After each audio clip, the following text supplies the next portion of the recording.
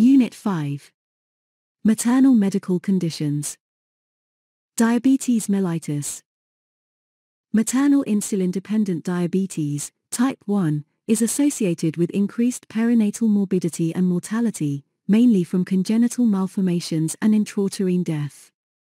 These can both be reduced by tight blood glucose control from preconception onwards. Multidisciplinary management and close prenatal surveillance are required. Fetal problems. Congenital malformations. The overall risk is 6%, 4 times normal, with particularly increased risk of cardiac malformations and caudal regression syndrome, sacral agenesis. Macrosomia, Figure 5.1. Maternal hyperglycemia results in fetal hyperinsulinemia, which promotes growth. Depending upon pre-pregnancy and gestational control of blood glucose, up to 25% of infants of diabetic mothers are macrosomic, with a birth weight greater than 4 kilograms, compared with 8% of infants of non-diabetic mothers. Macrosomia predisposes to cephalopelvic disproportion and increased risk of delivery-related complications, both to the mother, cesarean section and forceps delivery, and the fetus, including birth injuries. Intrauterine growth restriction, IUGR. Threefold increase, usually associated with maternal microvascular disease. Polyhydramnios. Preterm labor. Occurs in 10%, either natural or induced. Sudden intrauterine death in third trimester. Less common with good diabetic. Control and induction at about 38 weeks. Neonatal problems. Figure 5.1 macrosomic infant with birth weight 4.8 kg at 38 weeks gestation. There is excess adipose tissue and organomegaly, liver and heart. Check for malformations and birth injuries. Hypoglycemia is common in first 48 hours due to residual hyperinsulinism. Monitor blood glucose before feeds until greater than 45 mg per deciliter. Greater than 2.6 millimole per liter. Hypoglycemia is often prevented by early, frequent feeding, but may require gavage, nasogastric, feeds or intravenous. Glucose. Mothers can express breast milk before delivery in preparation. Hypercalcemia and hypomagnesmia are often present. Polycythemia, plethoric appearance. Occasionally requires partial exchange transfusion. Hyperbilirubinemia. Respiratory distress syndrome, increased risk from delayed maturation of surfactant. Hypertrophic cardiomyopathy, uncommon. Rarely causes outflow tract obstruction, treated with beta blockers.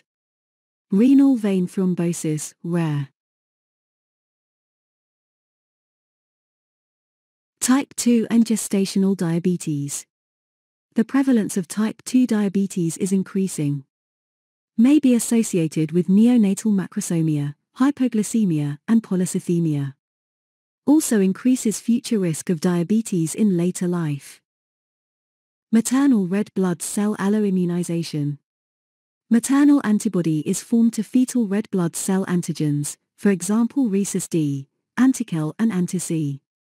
Rhesus disease was a major cause of fetal and neonatal morbidity and mortality, but prophylaxis with anti-D has significantly reduced risks of alloimmunization. Most are now anti-Kel and anti-C. Rhesus hemolytic disease. Etiology, Figure 5.2. Presentation. Antibodies, usually anti-D, C or Kel, found on routine antenatal antibody screen at first visit and 28 and 34 weeks. Previous pregnancy affected with hemolytic disease, fetal hydrops, or stillbirth. Fetal hydrops on ultrasound. Detection of fetal anemia by Doppler ultrasound screening, middle cerebral artery blood flow increased for gestational age.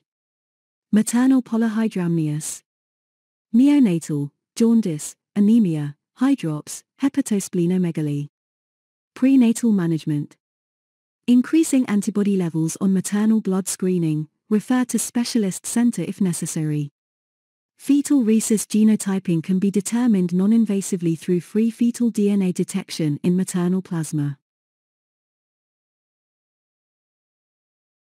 Monitor with serial ultrasound for fetal anemia, usually by serial middle cerebral artery Doppler blood flow, and signs of hydrops. Measure fetal hematocrit, from chordocentesis, if fetal anemia. Intrauterine blood transfusion, blood injected directly into umbilical vein under ultrasound guidance.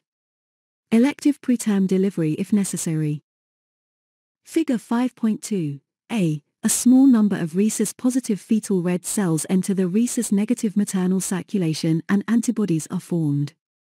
This usually occurs at delivery, but also at miscarriages, placental abruption, from blood transfusions and occasionally during normal pregnancies.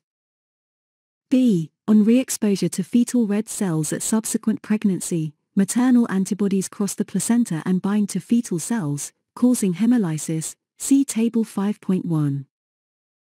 Table 5.1. Effect of hemolysis.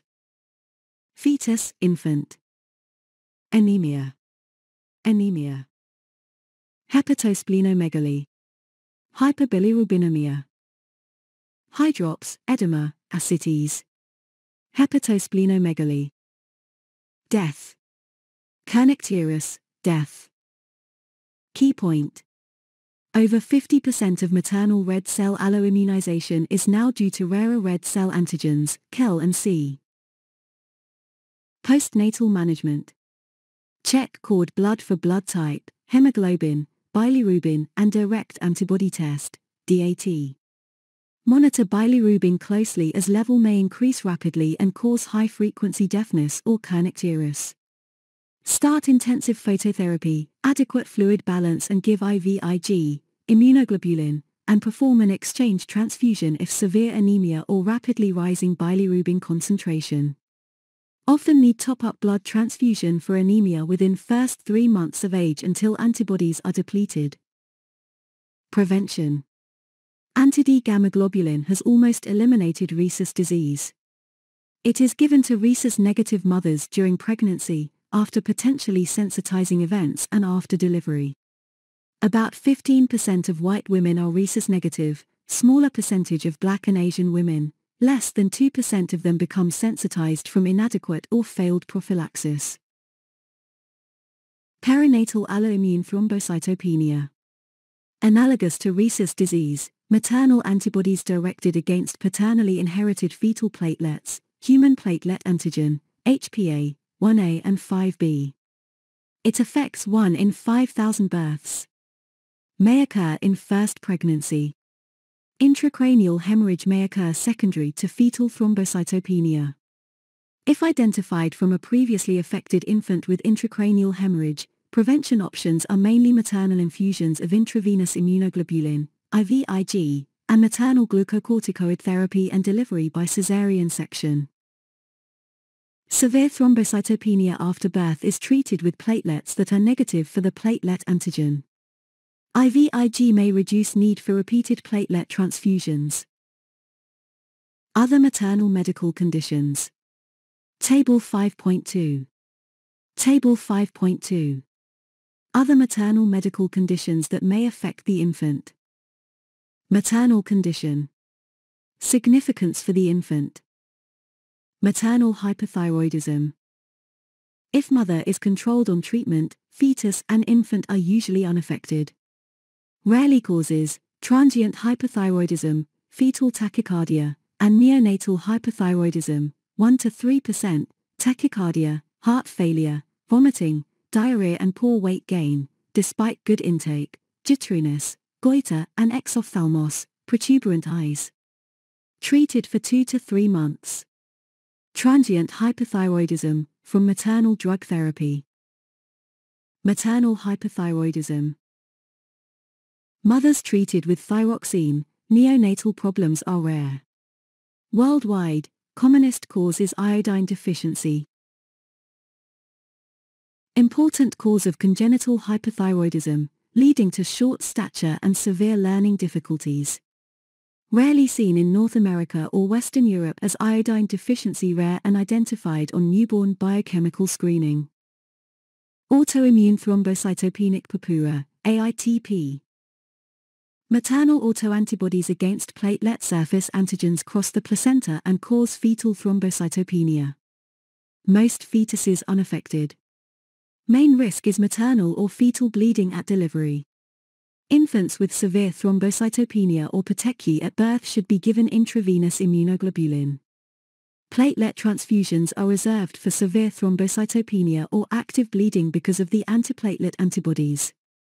The platelet count declines over the first few days before increasing.